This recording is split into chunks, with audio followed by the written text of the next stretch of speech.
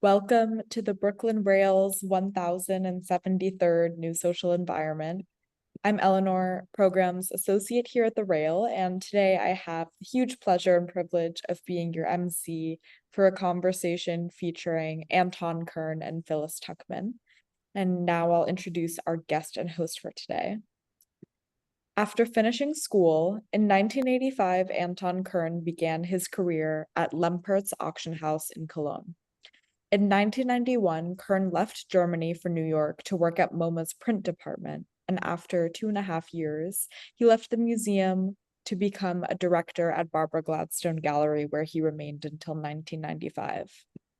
In 1996, Kern opened his eponymous gallery with the goal of exhibiting the work of young and emerging artists, many of whom he still works with today, while bringing their work to the attention of a larger audience, as well as collectors and museums. And our host today, critic and art historian Phyllis Tuchman, teaches and writes about art, particularly sculpture.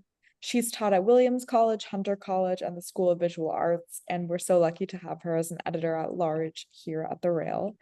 Anton and Phyllis, thank you so much for being here today, and I'm so excited to turn it over to you, Phyllis. Thank you. Thank you. Anton, this is so amazing. You're talking from East 55th Street, which I gather is a war zone. Oh, wow, you're diving right into it. Well, no, it's good. It's kind of like the commercial heart of Manhattan, I find, but there's MoMA just up the street. And well, what you're referring to is that Trump trial that kind of again got us a little bit, didn't fence us in, but they're trying to fence us in a little bit. 2 blocks over is Trump Tower. And so they're building these barriers every morning at, I think, whatever he leaves, 9 o'clock, and then when he comes back at 4. But other than that, it's not. It's good. Too much. Yeah. Our first slide is I think your first gallery at 558 Broadway. That's correct. And it was small.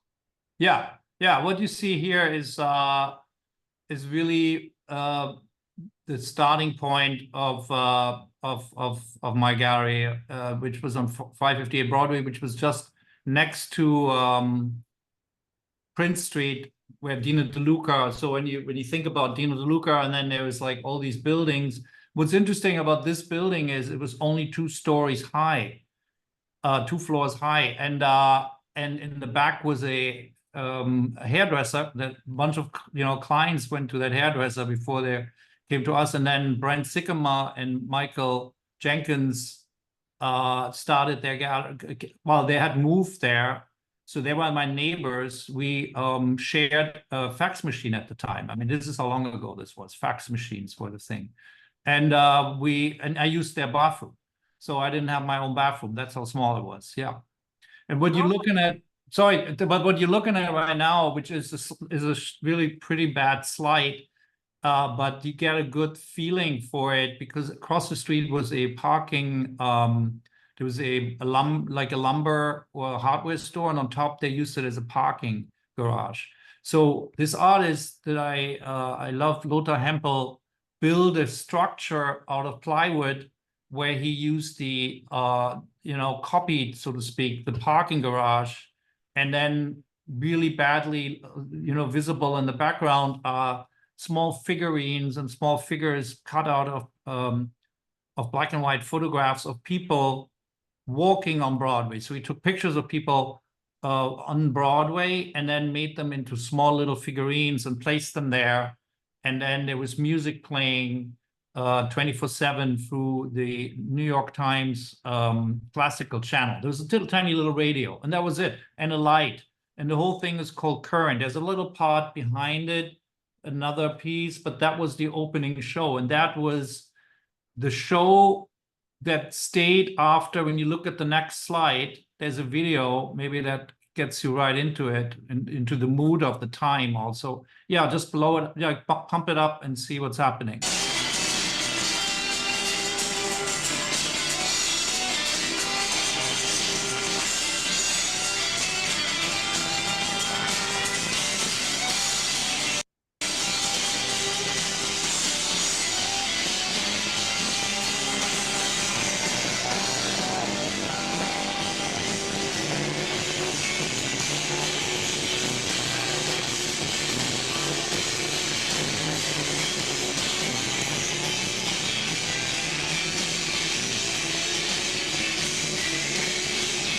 Okay.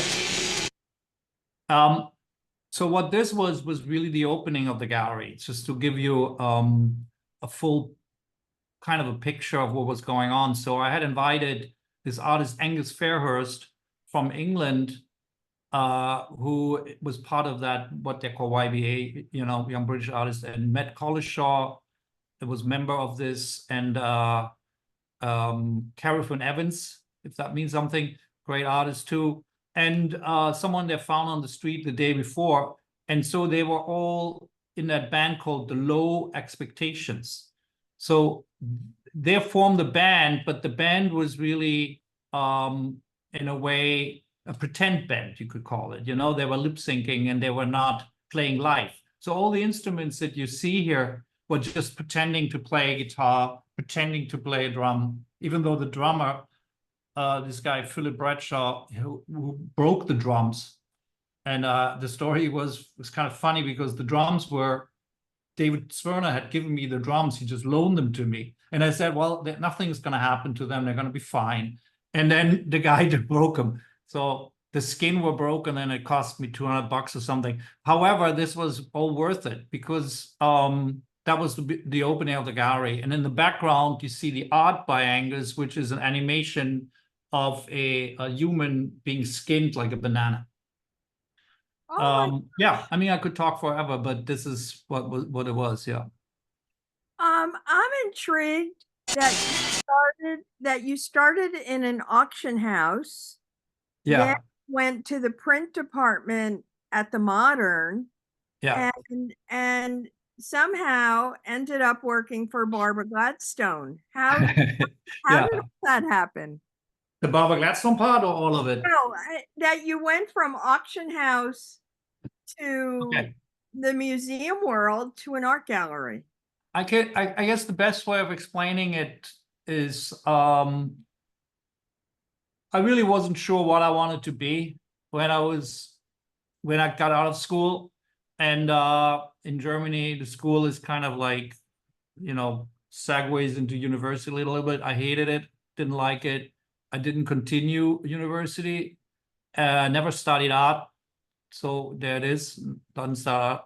But I kind of worked in the art world all my life in some capacity. I was working at art fairs and when I was a kid, and just to make some money. And I sort of got the equipment, so to speak. And I believe the more you learn, the more you see, the more you kind of like grasp of the whole thing, the better it is. And then you figure out what it is. I didn't want to be an auctioneer. I didn't want to, you know, just work in a gallery or in a museum, but all of it helped me to go the path that I did. And I guess that's, you know, if you want to talk about me, that's what I wanted to do. So I wanted to really open a gallery.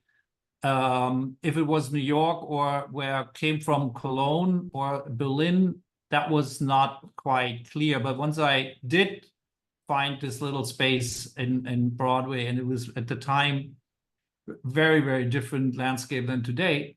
And it enabled me to do sort of like also some risky stuff, you know, not just like, yeah, I'm not saying what people do is not risky, but it's like we took risks is what I'm saying. So this next slide is Marcel Odenbach. And no, we're going to go back. We're going to go back for a second because, yeah, because this is. That's also great. That's Kai Althoff. So Kai Althoff, an artist then later on showing with Barbara, I think he still is with Barbara, an incredible artist, so multifaceted. He gave me this very tough show. But however, you know, and the whole thing cost, I think, I can't remember exactly, but maybe this was still when Europe had marks and there were no euros and all that stuff. I think it was like, I don't want to know if that's interesting, but it was like maybe a couple thousand, like $10,000, let's say, everything altogether. And he made all these drawings that he printed on plywood, and then he did these plywood walls. And the title alluded to that. It was very, impenetrable in a certain way. And at the same time, the drawings were intriguing. But the drawings, then he said, well, I'm going to destroy the drawings.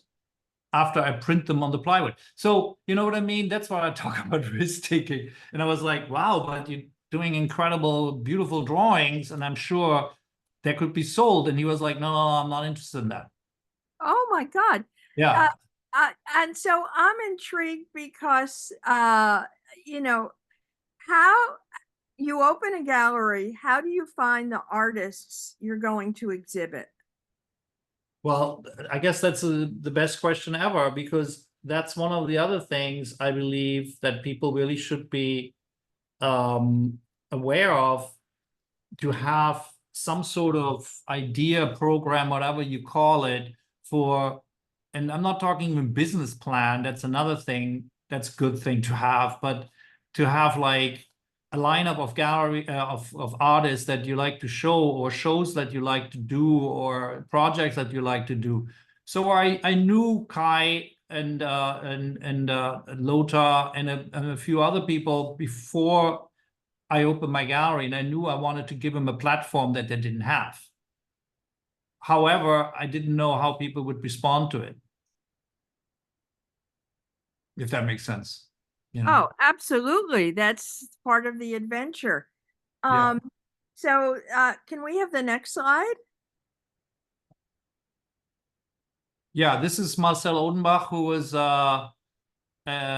he's now a professor, actually retired already. He's in his, he wouldn't let me say that out loud, but he happens to be in his late 60s. He's like a pioneer video art and film art at the time in Germany.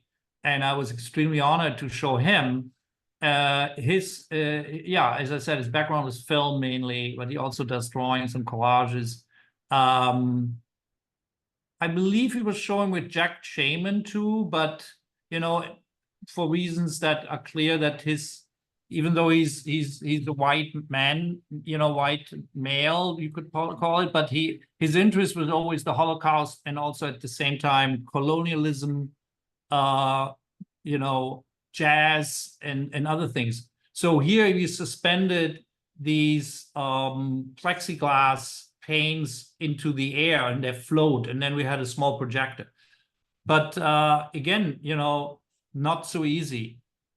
His, you know, because his, you know, his race, people were saying, well, he's a white guy and he talks about black issues, but how dare he, you know? So that's something you have to deal with. And Anton, do you still show video works? I do. I show Marcel Odenbach still. It has been a while, to be honest, since his last show, but we do. If you want to know the artists that work with video, like there's one guy called Eric van Lieshout. We did a couple big shows with. Who am I missing? I mean, there's a bunch, but it's not as much as I used to, let's put it that way. But film has always been on my forefront of interest in general. And can we have the next slide? Just to have, okay. So, this is a terrible picture also, but this happens, it's my bad. Great show, excited to do it. Neville Wakefield came up with this idea. He was befriended, and I knew Richard Prince, who was the picture here on the left, and these two pictures, Richard Prince photographs. There's a book by, you know, now I'm like rambling on, but the idea was really that Richard and Martin Kippenberger has never met, but their interest was architecture. So Kippenberger did a book on architecture called Psycho-Architecture or Psycho Buildings, I believe, and we called this Psycho-Architecture. And Richard moved upstate, and he was intrigued by these kind of prefab houses and things like that. So Neville talked to Bo. I mean, Kippenberger unfortunately had passed away, but he talked to the estate, and then they gave us these old photographs that had never been shown from the book while he was traveling in mainly Brazil, which is a whole other story. But so he juxtaposed it, and it was a beautiful show. And then what came out of it were these hand-drawn Richard Prince things with Pamela Anderson and things like that, which were also great. And those we were able to sell, which was very generous by Richard. Maybe we go to the next one. Oh, wow, this is great. This is an artist who does a lot of video, by the way, John Bock, but he does pretty much everything. And when we showed him in whenever that was, 98, I assume, he opened the space that we then took over in the back, which I kind of mentioned earlier, because Brent Sycamore and Michael, they had moved then to Chelsea and we got their space. So show the video, because that's really explains it. I love it. Yeah. This is fucked up. I think it was the first time that maybe like somebody like Roberta Smith came into the gallery and Gary, and they were like, okay, I get it. That's a video of someone who does something. And well, I'm just flippantly saying that. But of course they knew what was going on. But at the same time, they didn't know exactly that the artist involved, who was already at the Biennial in Berlin, was inside the closet, and my mini closet, which we used as a book closet, and he busted like kind of birthing himself out of that closet. You can see it here quite well. It goes on. I mean, that's crazy, because people saw the film and then they were like, knock, knock, Santa Claus or something coming through the chimney, and it was John busting through the wall. Oh my gosh, I only know his painting. Well, that's what I'm saying. He does everything. He does video. And so the video was then, well, he got more and more into film and filmmaking and stuff like that. So then he continued in the bigger space, which was former Brand Sycamore space. I'll Pump It Up is really great.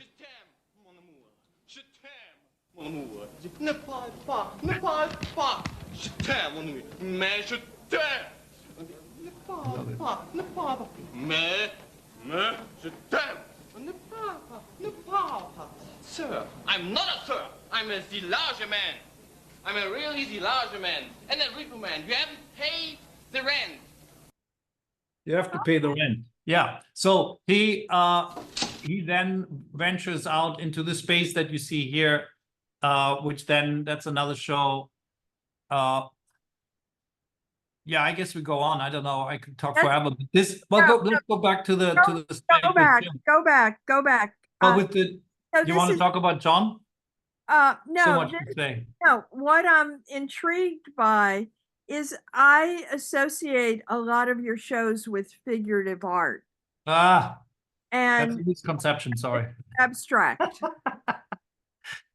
I was the first dealer in I believe in New York. We showed Mark Grosjean's paintings, and when we showed them, they were the abstract paintings, which I don't believe. And this is another conversation to have. I think I could talk forever about what I believe about abstract paintings versus figurative paintings, because I honestly don't always see it as such. You know what I mean? I kind of see abstraction and figuration, figuration, abstraction, and so on. But I do show figurative paintings, if that's what you're asking. Yes, but I also show what you could call abstractions, like Mark Grosjean. Okay, that's We amazing. can go through that later, but it's yeah. But there is something to be said. My interest in figurative painting, and I really wouldn't say figurative, I would just call it painting, has always been very profound. Yeah. But my interest in film and in sculpture is too. So it's just sometimes, you know, I guess it's easier to show figurative paintings in a certain way, but it's still quite compelling to me and challenging. This is Jim Lambie's first show at the gallery, which he did these vinyl floor, kind of like vinyl, like, you know, we just had a show with him where we did something similar with the floor, which is like records. Vinyl and records is the same material. And he opened, I mean, it's the second, I believe it's the second show in that space where you see this beautiful skylight. And that was the interesting thing about this building. We were lucky enough that it had burned down before my time to the second floor, so it was only 2 floors, and it was very unusual on Broadway and in Soho. Oh And my at God. that point, a lot of people have already moved, departed to Chelsea, like Barbara Gladstone and so on. Anyway, Can we have the next? yeah, Ellen, I wouldn't call that figurative painting, but yes, there's definitely there's definitely a figuration. There is that figure in it, but her interest was never really. I mean, I don't know. She probably wouldn't agree with me. It's not about the interest of the figure, but the figure is definitely something you enter her universe in, or in this case, also the animal. The conversation that they might have or had is interesting, but really it's about the painting as such. Got it. She's an artist also coming from that Brooklyn, well, she usually originally came from graffiti art, which is interesting. She was one of the artists who were part of that scene, and I think there were not many women in that scene, with Kenny Scharf and people like Feb Freddy, or something like that. Feb Freddy. Hip-hop artist. Yeah. Yeah. Those kind of people. Amazing. Can we have the next? Here we go. Now we're in Chelsea. So this is I call this Ungepatschka. There's a Yiddish word for this. Okay. Ungepatschka means what? A lot of stuff. Exactly as it sounds. Yeah, there's a lot of stuff, but the structure and the precision of what Joan Bock is about, you can't really grasp it in this picture, but this is arguably, yeah. Well, and to me, it is also when you think about the Sika or those kind of Brazilian artists to wear their clothing and then show it and extend it. That's kind of what this is about. This structure itself, it's funny, there's like someone working in the background. It's very funny. So this structure itself is hiding a car. There's a car inside. I believe it was a used Toyota that we got for a couple $100 from upstate, and it's actually driving. So when you see the video, the next one, thanks, Eleanor. Yeah, right there. Inside input, inside incognito means maybe be incognito inside in Wien, in Vienna. And at the end, existo.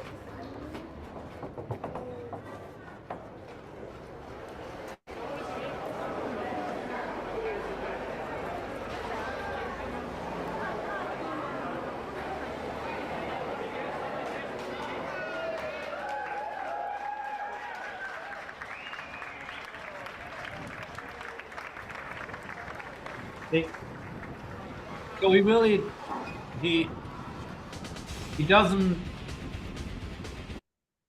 doesn't let you down. I mean, there's always something in the end. There's somewhat of, you could call it a punchline in his, and he doesn't like the word performances either, but he calls it actions. So in the end, he was driving this, say it again, Ungepatschka. Oh, Ungepatschka.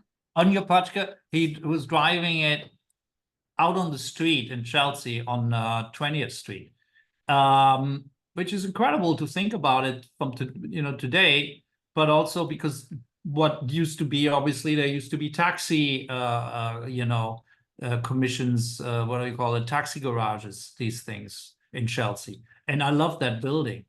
Another one of those buildings which I lost to real estate because they built up, I don't know, 16 stories on top later on, but this was one of the last single standing buildings in Chelsea in, I believe, we were there 2000, well, around 9/11, of course, we moved, and then to until we moved here. So this is Kai Althoff again. And His Anton, first show of paintings. Sorry. Anton, when you went from Soho to Chelsea, Right. did the crowds change? Was the atmosphere different? Did Hmm. you get the same questions from people? You mean where's the bathroom? Well, I think Soho became very, like, in a way commercial that it didn't really stand for my commercial, but I would have stayed. It was when I said I lost it to real estate, I did lose it to real estate. I had 5 years on my lease and I couldn't extend it, and H&M, that fashion company, really bullied me out. They tried to get me out of it by bullying me, literally. There was a store on the bottom that they purchased. There was one of those sneaker shops, really large, and they put their speakers right under the ceiling and pumped it up with very noisy, shitty music to get rid of me. And then they cut my phone lines. It's a true story. Yeah, yeah. These are the nice people from Sweden, H&M. Oh my God. Yeah, So, so I was forced to move, really was. and how did you find the space in Chelsea? Wow, that's an interesting question. I think it was that guy who had used it as a parking garage for his old timers, and I just walked by and you know, kind of knocked on the door and asked questions, and he was like, well, maybe. And then I struck a deal and I left it unfinished. And Annabelle Seldorf, a great architect that we all know, kind of made a little plan for me. But at the time, I kept all the walls bare. Like I just painted them, as you see in the picture with these Kai Althoff paintings. Again, I have to apologize for the quality of the image, but it's sort of interesting because I believe in bad photography in a way. So it's like later on we kind of made it cleaner, but as you see on the top, for instance, these were heaters, and I liked that look. And it took us a couple of years until we sort of like continued to build it out. But it's another thing I believe in. Don't do it right all at the same time. Take your time.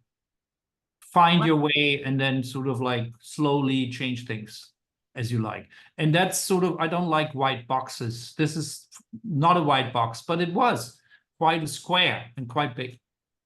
I love it. Can we have the next? Yeah, that's another artist from Germany called Eberhard Haverkost, who there's another slide later on, who passed away very untimely. He was only 54, I believe. He basically came back from the studio and died of a heart attack. But he was one of those artists who, again, I was very lucky to show first, and as maybe the first person, definitely in the US, and people reacted to the work, because I don't know how people would have reacted in Germany at the time, because you know these kind of buildings and facades. Here it was something that people find strange, and the way he painted was something that people didn't paint like. Does that make sense? You know, it was different. Totally. Yeah. And this one verges on abstraction. Can we have the next?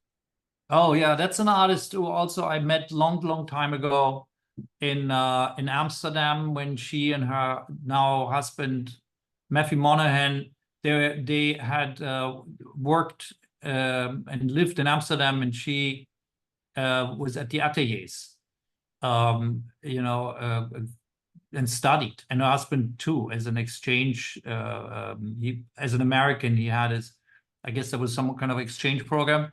And these are freestanding sculptures made out of fabric. Her name is Lara Schnittger. They live in LA now, and I still show her. And it's definitely not figurative paintings, but it's intriguing sculptures, which has a whole history coming from people like Georg Herold and people like that, who came up with this idea of structure without, with gravity, without actually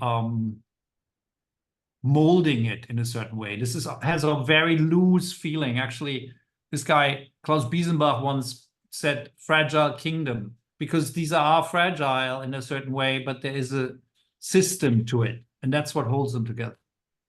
Oh my gosh. And can we have the next? Yeah, that's doesn't give you a lot, but it's a Polish artist called Edward Kaczynski, who I met in Poland because I was working with another Polish artist, Willem Sasnal, a painter, arguably figurative. But this he died just around the time when we did the opening in his 80s.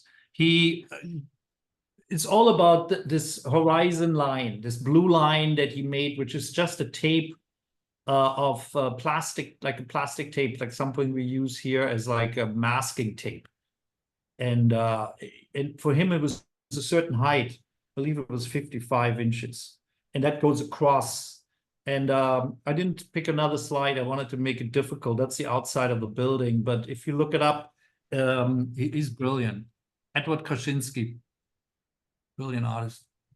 Oh my gosh. And the next? And that was something I always felt also, that was something, I didn't know him before, but there was definitely a connection with other people. Like there was a connection with Jim Lambie, they were on a group show. So, and this is something I continue working with, what you can call a state, but it got very complicated because he couldn't get work out of Poland for other reasons. This is Mark Rojan's first exhibition at the gallery. Great artist. And I'm assuming from what you've said that front wall that's on our left, that came much later, and that's when you had the office. Correct. There was the office, and we were all sitting there, me included, because nobody had their own office. We were sitting there, not very comfortable, but we were talking to people. And at the time, I mean, you asked me before, what changed in Chelsea? Well, what changed was that people were more, they came for the art. They didn't just come around because they were like, happened to be at a shop next door. They were going to other galleries. And when you were lucky enough to have a ground floor, that they could easily access you, but people could ask you questions. So you walk in there where the person is here, and this is the entrance, and they can ask questions. Hey, Kern, what's up? What was this or that? So I believed in like greeting people, because that was always something that bothered me in other galleries. And, you know, when you have this feeling, I call it the 80s feeling from big galleries, you remember you go in and they ask you, do you have an appointment, or who are you, or what's going on?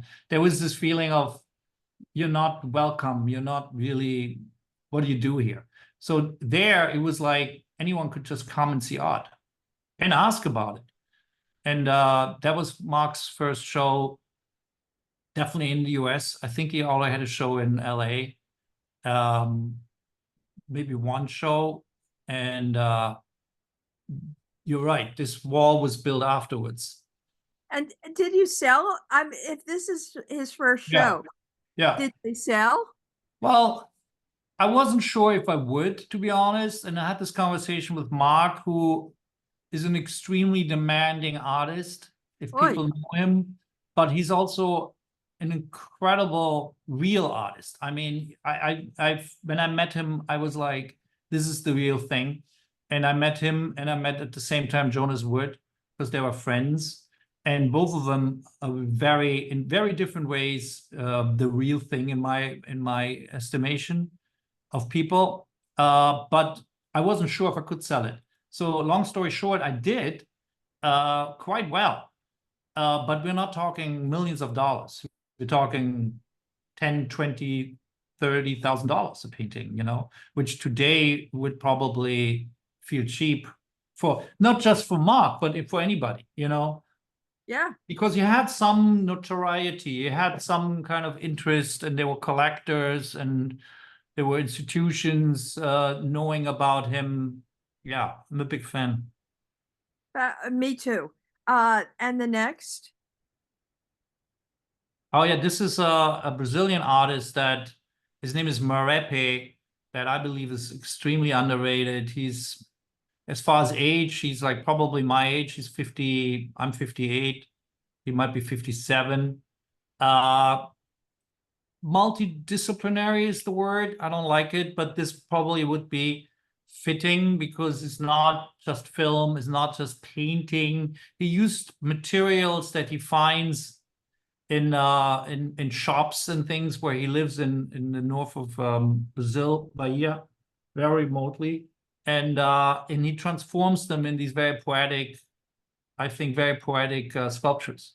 Like, for instance, the Senior 2004 is interesting because it's kind of made out of not sheetrock, but some very brittle material that he took from Brazil, and we just transported it. And this is sort of a sign for, as he explained it to me, for someone who was a candidate of some sort in some political party, 2004, and somehow he liked the graphics of it.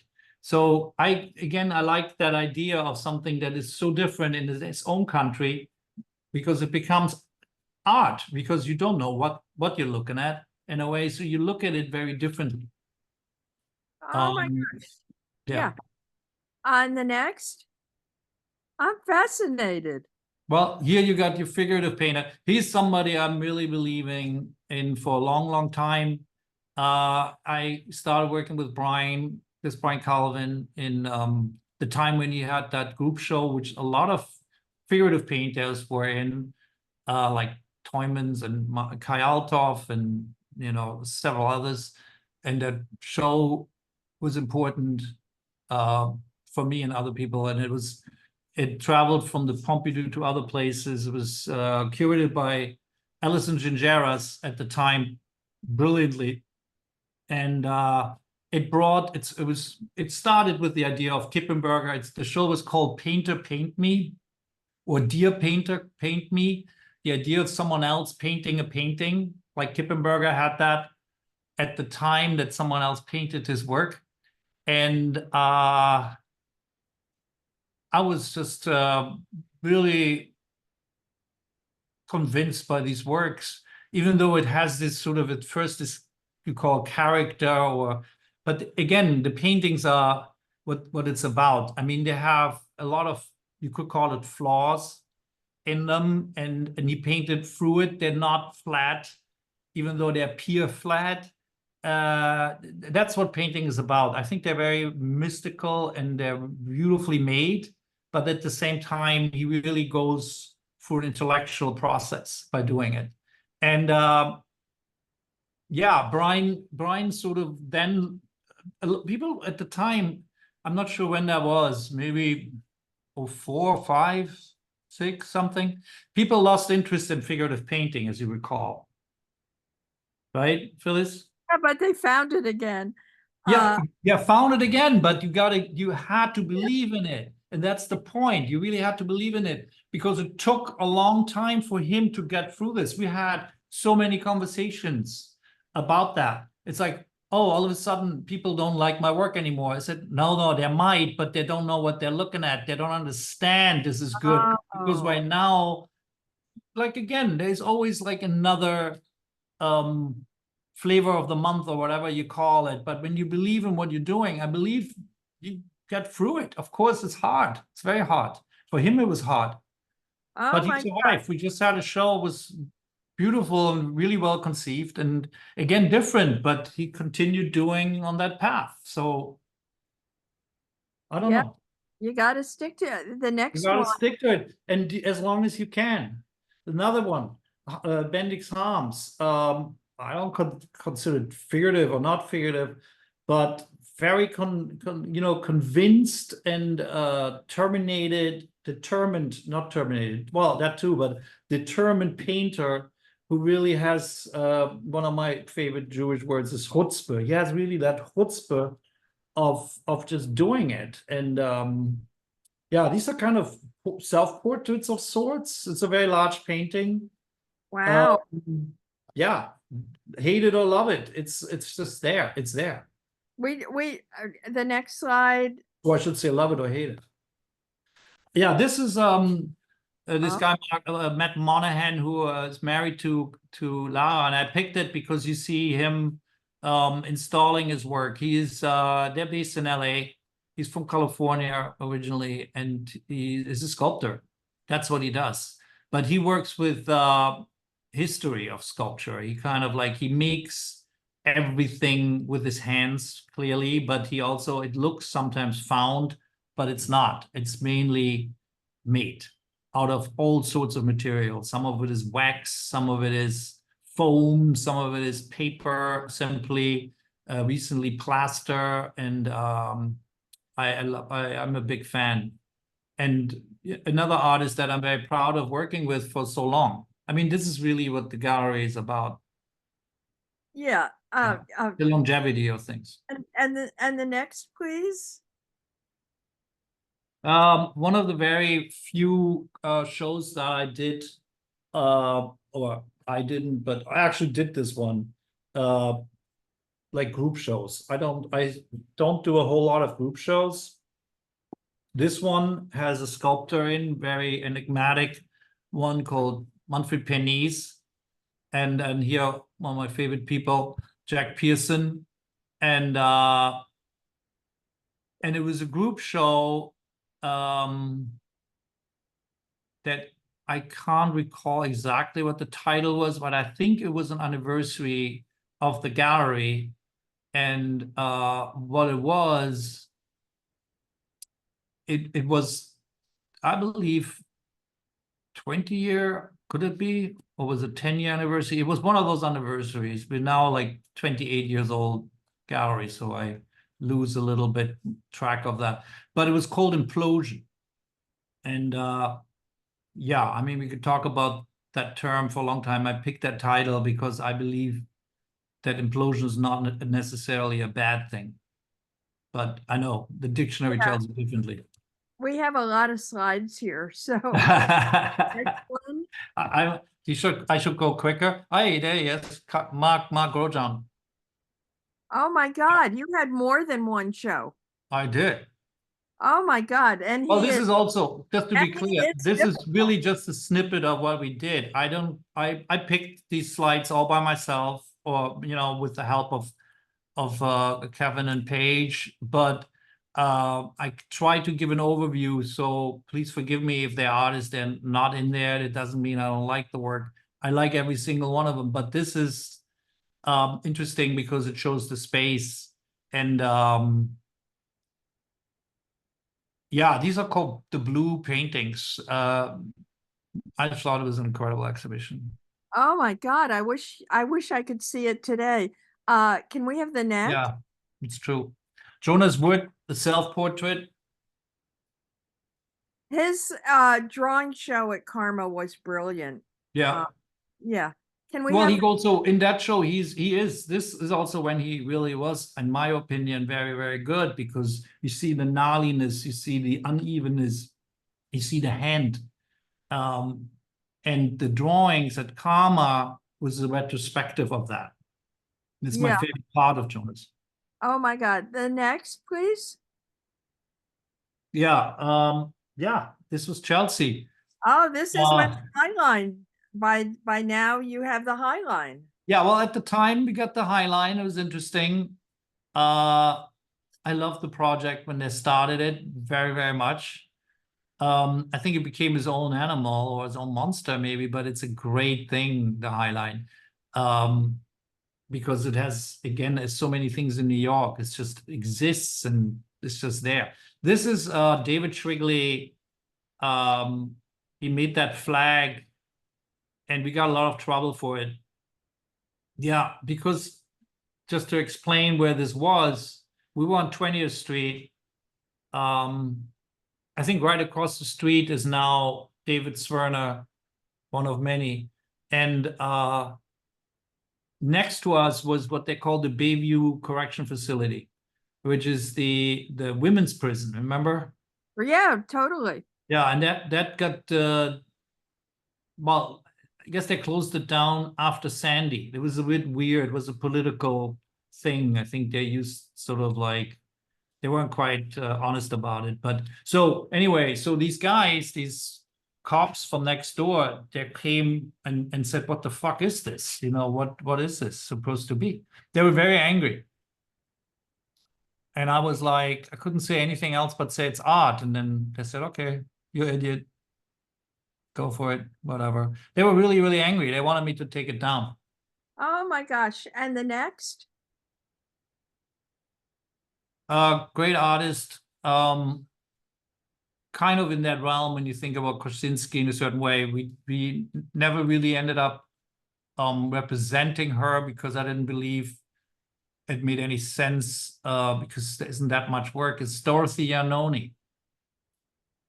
At the time, totally unknown.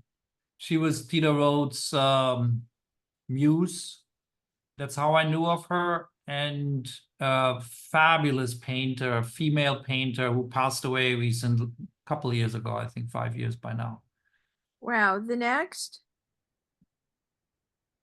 Another one of my favorites, that's Anne Collier.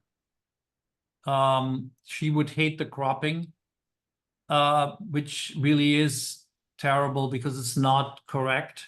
So you see on the side, the white part, that's not part of it because it's totally centered, right? You understand what I'm saying? Yeah. So Yeah, this yeah. part is not part. I just want to be clear because it really is the landscape around it is as much as the picture itself. And she is a photographer, I always say, analog, and one of the very few photographers that I work with that, you know, yeah, again, analog, that's the key word. I mean, she's, yeah. And you still represent her, Anne Collier. And yeah, I love her work. I still represent her. Wow.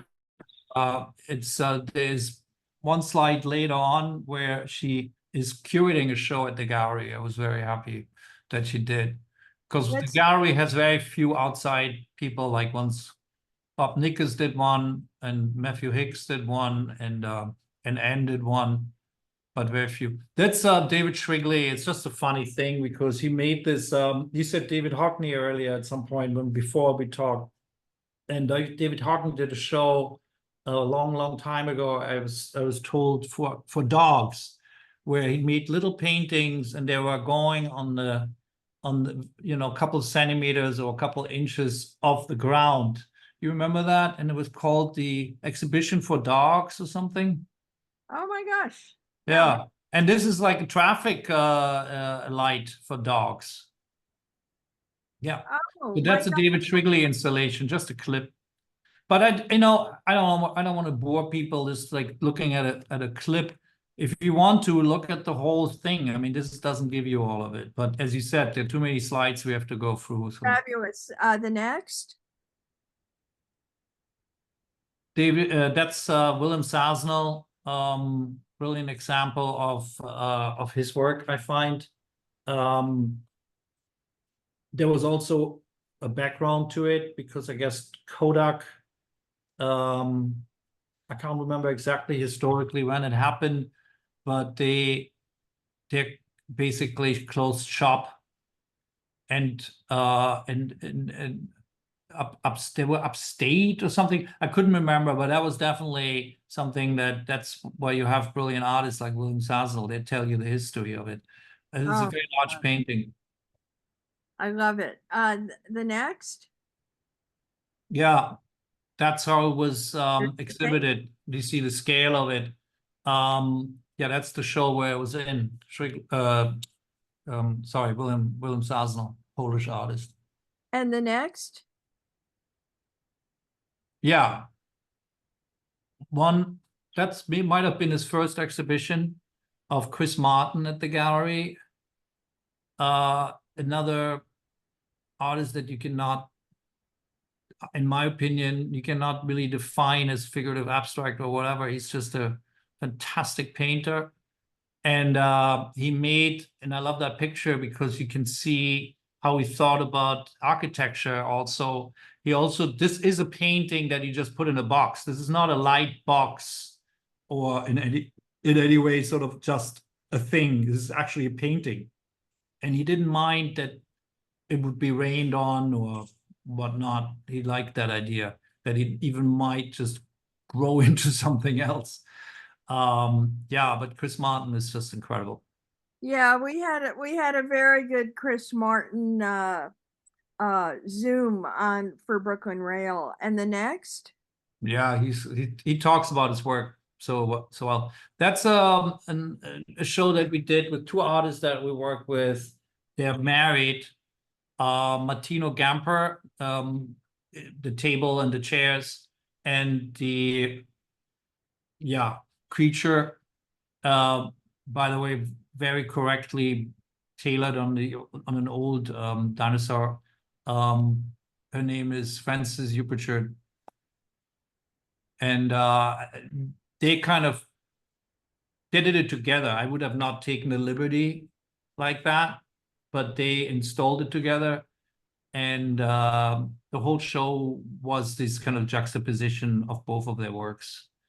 And I think it was also interesting for me to cut through the idea of design is not art type of thing. I think I had to, for myself, get to that point that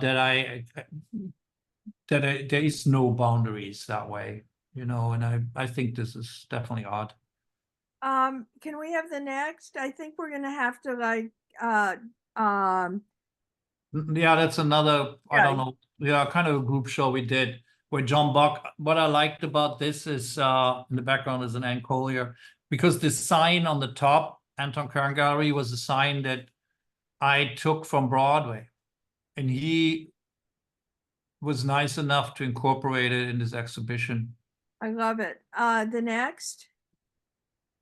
I'm just trying to get us to 55th. To the talk. So Yeah, maybe we could just talk also. I mean, this is like, we don't have What to are go your to this. stars? This is Nicole Eisenman. There's a lot to be said about that.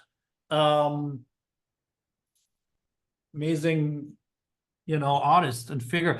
Oh yeah, now we are back in actually now we're here. This is downstairs, 55, where we are now, 55th Street here. My now gallery, and this is Alessandro Pisoli, who literally made it a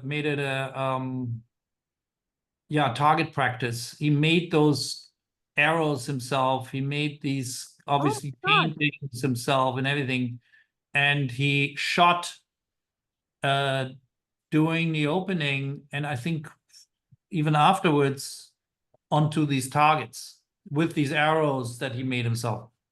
Now, Anton, it's kind of unusual for an art gallery to end up in Midtown on East 55th Street. Why didn't you go below Canal Street? Well, when I moved, Tribeca wasn't really what it is now, which I think is really great, what it became. People talk about real estate a lot in this city for sure. And what's the next, what's the next area, what's the next neighborhood? I remember, Gavin, when he went to Harlem, it was a big deal, and people were saying, oh, who's gonna follow? And maybe not everybody did follow, but I think he needed to do that, and he did incredible things up there as well. So when we moved, we found this place here on 55th Street, which is Midtown, and there are other galleries. They're a little further up, and there's also like some terrible galleries around here, to be honest. And oh yeah, this is funny, but I enjoy it. It's not like nobody comes, but it's definitely a different kind of foot traffic. But people do come and they look around, and they also I try to make them to go around and see everything, to go into the building. Oh yeah, you got to pump the sound up a little bit.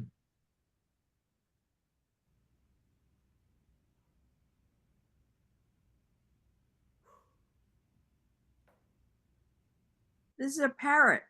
Yeah, but there's a sound to it. This is a parrot. Yeah.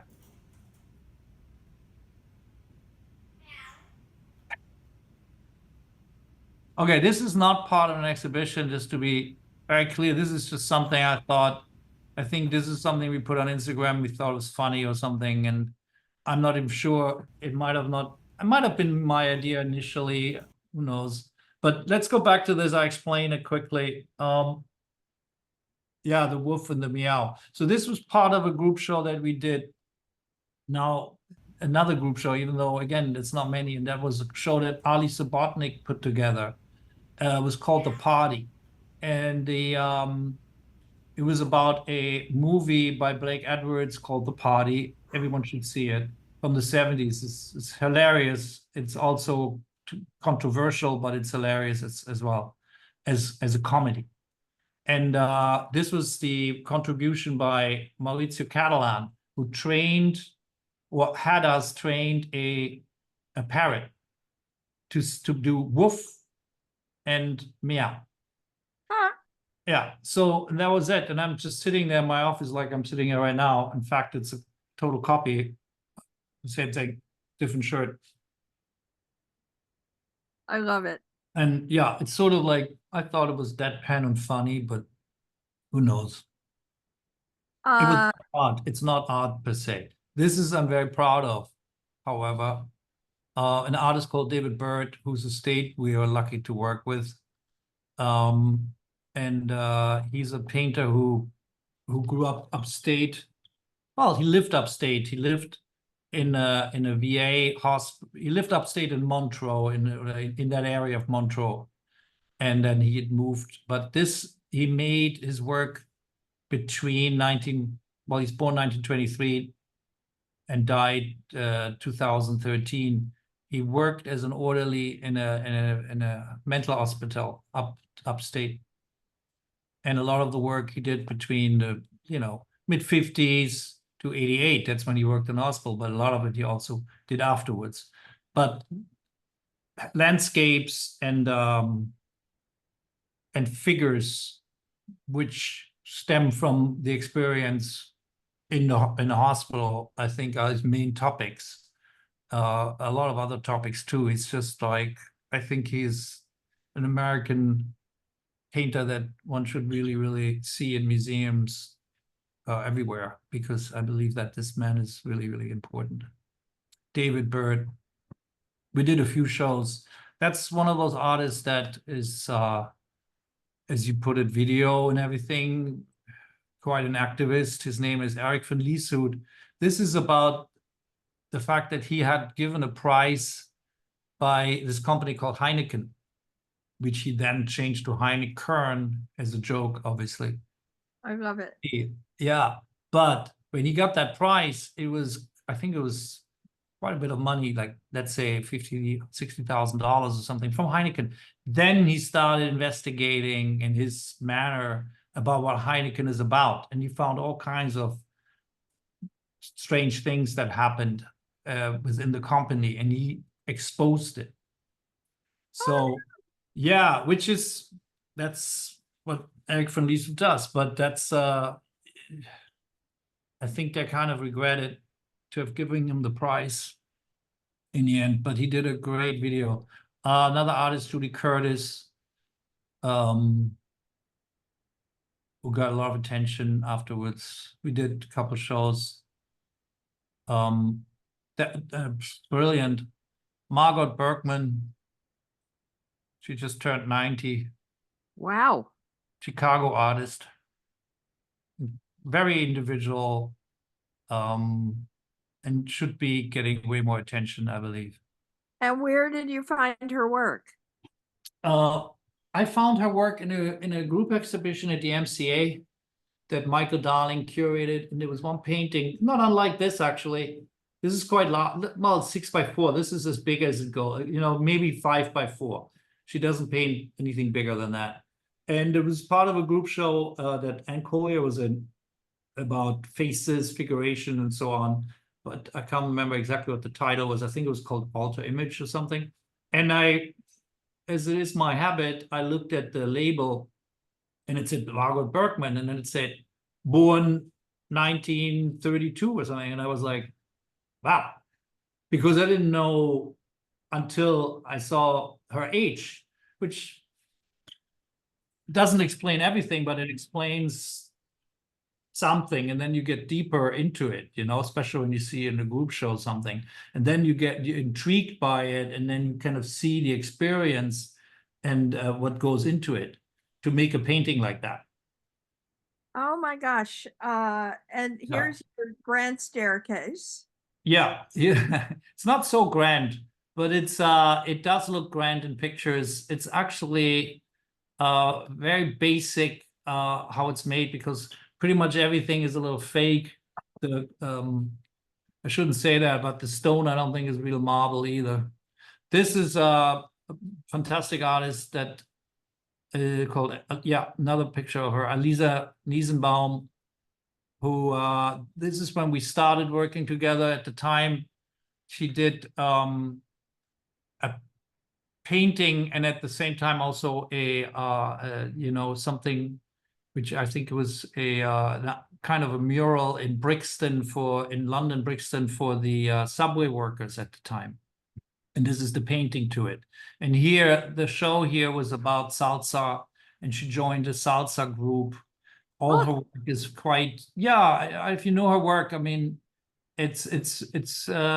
she really gets in touch with the subject. She doesn't just like make a portrait or paint somebody. She gets into under their skin, and then she also joins it. She does want to be part of it. And if you have a chance, there's at the Met, we talked earlier, at the Met, there is a series of her paintings right now where she is working either with the sopranos or behind the stage. It can be seen.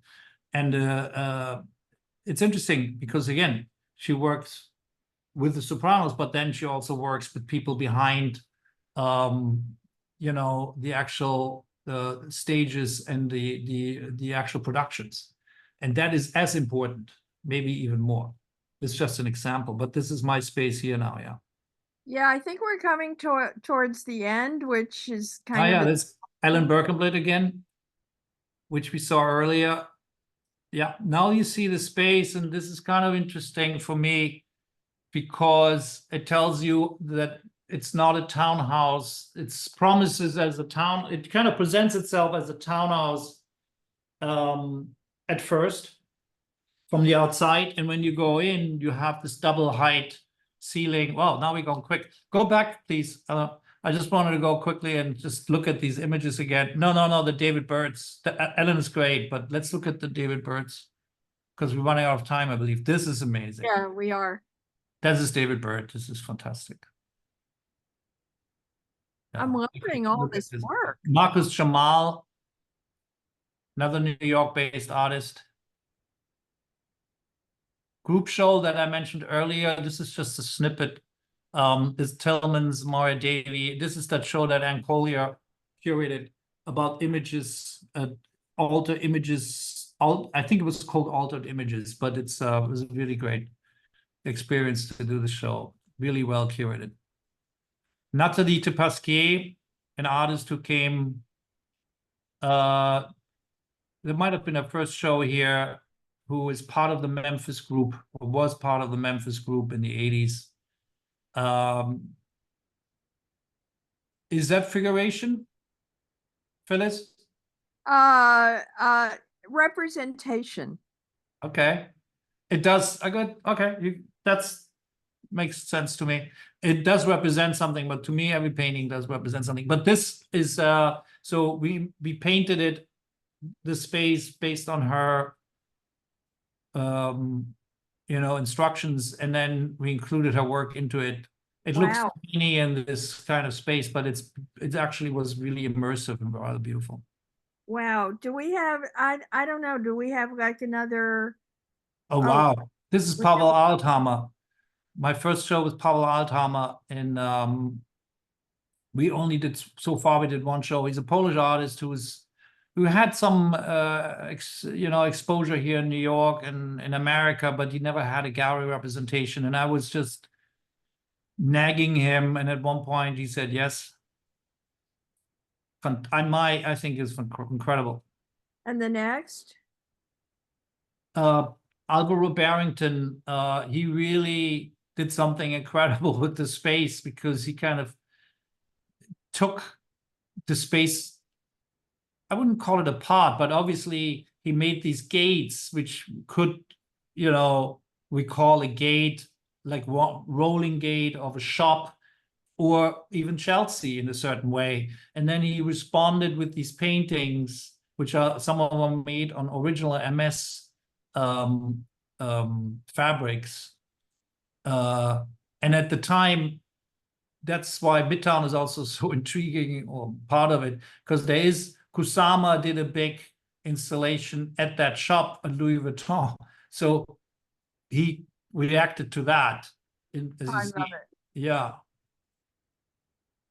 But really interesting and challenging show. This is Martino Gamper, who we saw earlier with Francis, and he gave us, I don't know how many of these functional hooks made out of various materials, from wood to, you know, to sterling silver, to aluminum and all sorts, and you know, and really worked with the idea of functionality and at the same time art, and that shows the space really well, I thought. Anton, oh, I was going to say, do you mind if we stop showing? No, we can stop. This is pretty much it, though, Phyllis, I think. Yeah. Are you tired? Of? Oh, we have the one last clip. Yeah, Jim Lambie. So that kind of wraps it up for me also, because I think this gives you a 360 of everything. So this is the show we just had, and this is just the, whatever you call it, that time where they did a floor again. This is the second floor, and you can see how much work goes into it. Great show. We had to take it down. Yeah. Anton, thank you. Yeah. This was fascinating. We showed more slides than any other art dealer. I don't know. I thought maybe it's fun, but maybe I kind of overestimated the time. When you talk about something, you can only like riff off it or have like a minute instead of just chatting about it, which is also nice. We could do that. No, but that's a part of me that was trained as an art historian. You know, I'm used to standing in front of a classroom. I can't thank you enough. Okay. This was fascinating. When you guys invited me, I got to say I was like a little bit apprehensive, because what can I say? And then when I started putting and looking at slides from the gallery, I got more and more intrigued. So I don't know, but for me, it's exciting. Thank you. And I think our questions. Okay. Yeah, thank you so much, Anton and Phyllis. This was so great, so inspiring. It was really, really wonderful to see the breadth of all the different work that has been shown at the gallery. So thank you so much. Just a few of them, not everything. Just a few, exactly. Yeah, there were lots of people we didn't even talk about. We have a lot of great questions from the audience here. So the first question is from GE, and I'll ask on his behalf. He says, I am very taken with your offerings of diversity and surprise. How did your curation process emerge into these patterns? Well, I have no idea. I guess luck has something to do with it. Actually a lot. And I think when I say curating, it's a word I would never use. I would, even though, because they are curators and they're doing what they're doing with the history that they're having, I can only like have my personal taste and use that personal taste and implement my personal taste and hopefully do something that's meaningful. Wonderful. Thank you. Thank you, GE, for that question. The next question is from Ron. Ron asks, so many galleries have closed along the way. How would you explain the longevity of your gallery? Well, again, luck is definitely something to do with it. And when I opened the gallery such a long time ago at this point, because, you know, we didn't have the kind of internet services, we didn't have whatever, Instagram, we didn't have iPhones, we didn't have any of it. It felt like a different landscape, of course. And real estate wasn't what it is today. And I think we kind of did things on a way, way more moderate level. I still believe that we are. I do not want to become like, one of those, galleries which expands in such a way that you, open a gallery in other places where you can't actually be present. So I think my presence is important. Yeah, I guess, and I'm still having fun doing it. Wonderful. Thank you so much for sending in that question. The last question is from Jeremy, and I think it's kind of a nice extension of your answer to that, Anton. Jeremy asked, how do you maintain a sense of surprise and discovery in your exhibitions and in your work with artists? Well, you keep your eyes open. I think that's what I would do or would say to that. You really have to look, and you have to look at the most surprising and unexpected places. Reading, but just walking around New York is like the biggest inspiration for me. I do believe also, like, to do what you're doing before, you can't just like change just because the world is changing, you change with it, but you do want to be aware of what's going on for sure. And you learn from it. That was really beautiful. Thank you, Anton. Thank you, Phyllis. Thank you again just for sharing with us so much about your gallery's history. It's been really inspiring. Thanks to everyone in the audience for tuning in and for sending such great questions today. And thank you as well to Kevin and Paige from Anton Kern Gallery for supporting us as we prepared for today's NSE. As always, we'd also like to thank the Terra Foundation for American Art for sponsoring our NSE program and for supporting our archive, which you can explore on our YouTube channel. Rail has been free and independent for 23 years. A donation will directly support our writers, production staff, and operations. So consider supporting us through the link in the chat. And then join us tomorrow at 1 p.m. for a conversation with Dr. Fabian Egelhofer, Dr. Max Rosenberg, and Dr. Pepe Carmel on Paul Klee, Psychic Improvisation, on view now at David's Warner, New York. Huge thanks again so much, Anton and Phyllis. And now you can all turn on your microphones and say hello and goodbye. Thank you all again.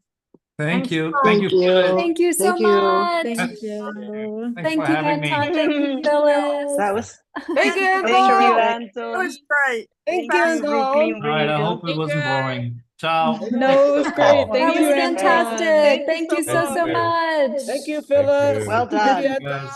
Bye. Thank you Cheers. so much. Bye. Congratulations. Thank you so much. Bye, everybody. Congrats.